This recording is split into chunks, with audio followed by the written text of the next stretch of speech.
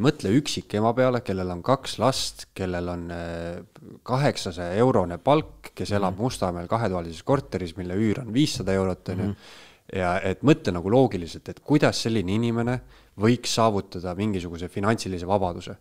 Mida sa soovitaks talle? 2 võimalust: tõmba oma kulusid kokku või suurenda oma tulusid. Väga lihtne.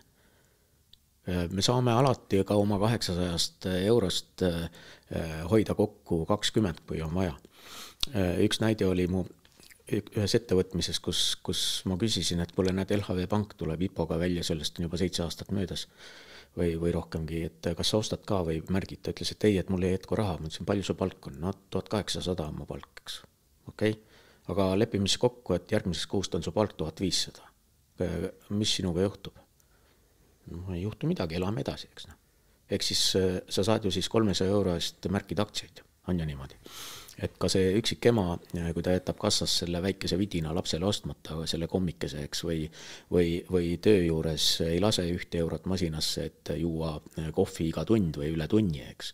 Et neid kohti on küll ja küll, kui sa väga hoolikalt vaatad ümber iseenda käitumise, siis sa näed, kuidas tegelikult raha kulub, eks. No, vetsust tuleb tuli ära kustutada, kui elekter on kallis, eks. Kui elekter on negatiivse hinnaga, siis las ta põleb.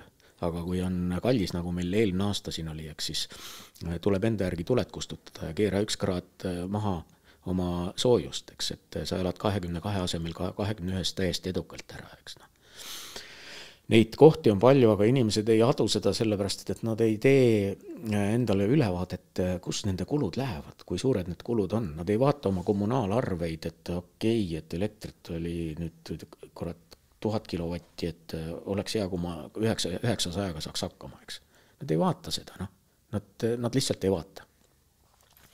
Ja kui sa ükskord hakkad neid vaatama ja neid kirja panema, siis sa hakkad nägema, et kuidas tegelikult elu on.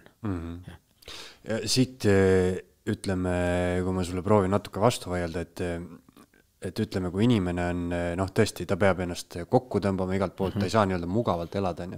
Ja siis ta hakkab mõtlema, hakkab filosofeerima, et kas ma pigem elan nii-öelda veits mugavamalt või ma näiteks, no võtame tavalise inimese, kes ei plaani saada ettevõtjaks, ta tahab natukene investeerida, et see sama pensionipõlv endale kindlustada.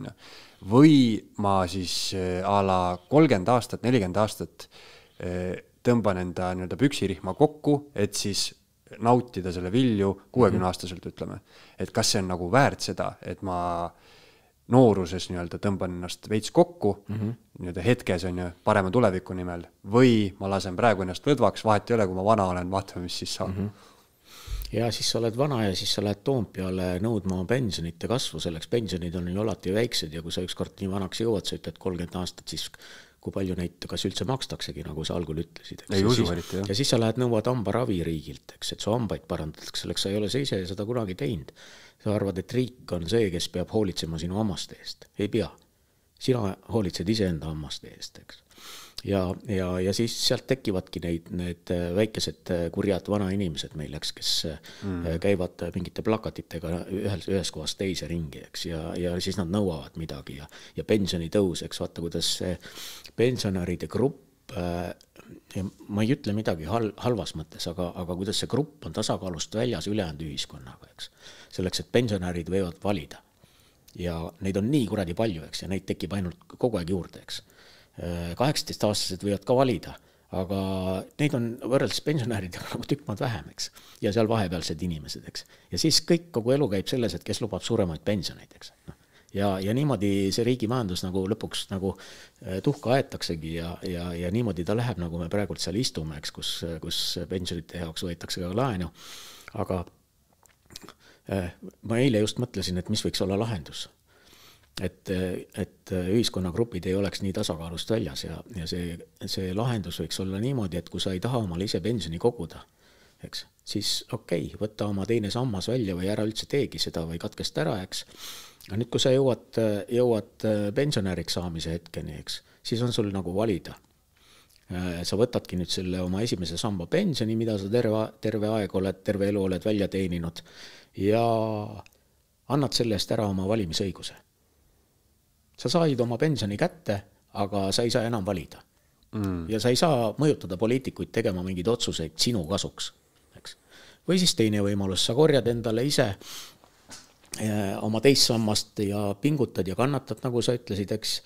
Ja kui sa jõuad sinna pensioniitka, siis sa ütled hoopis vastupidi, et ma ei soovi esimest sammast. Ma olen ise terve elu seda sammast kasvatanud ja ma elan sellest elu lõpuni ära ja vastutasuks jääb sulle valimisõigus. Ja nüüd tekib selline tasakaal, et sa ei saa enam oma pensioni pärast hakata poliitikuid mõjutama, eks. Nii et loobu ühest või võta teine.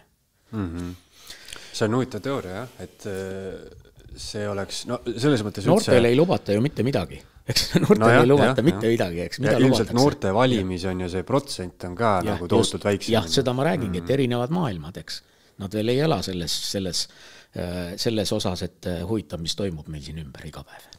Ja sellepärast tundub ka see pensioni nii-öelda mingisugune lootma jäämine või üleüldse mingi riigile lootma jäämine vanaduses tundub, noh, minu vanustele tundub nii kahtlane, sest kõik ju teavad, et järjest vanemaks meil kõik läheb on ju siin Euroopas.